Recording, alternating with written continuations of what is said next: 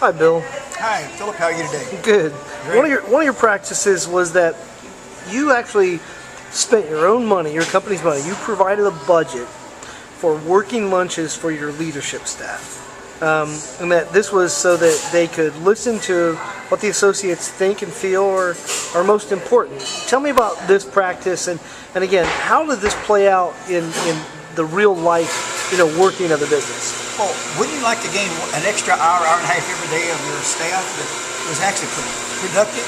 All you had to do is just provide lunch money for them.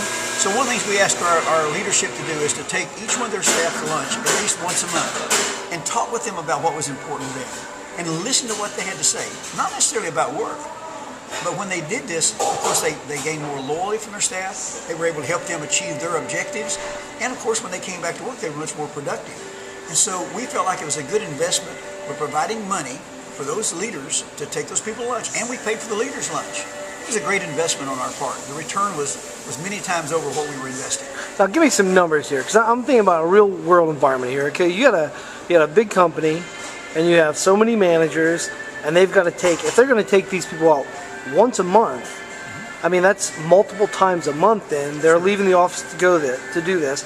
Give me some numbers. Like, how many people were you talking about? How many lunches a month?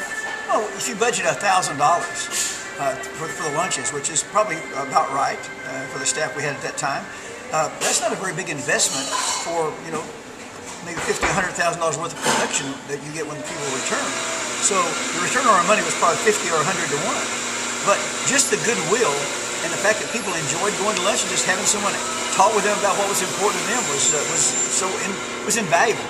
Again, I'm going to play devil's advocate here, but in thinking about the budget crunches and staff reductions and all the stuff that we're dealing with in our country today, and you think about everybody says, I don't have enough time in the day to accomplish the work that my boss is giving me right now.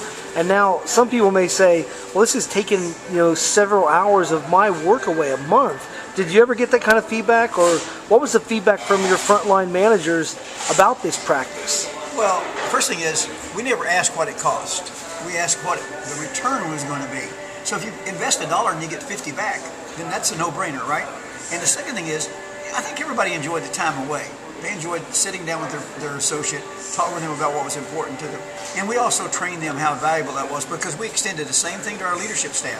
You see, I spent that time with my leaders also, asking them what was important, what could I do to help them with their life, not just work life, but with their life in total. So they all understood this, and I believe communication is the key to this. That's great.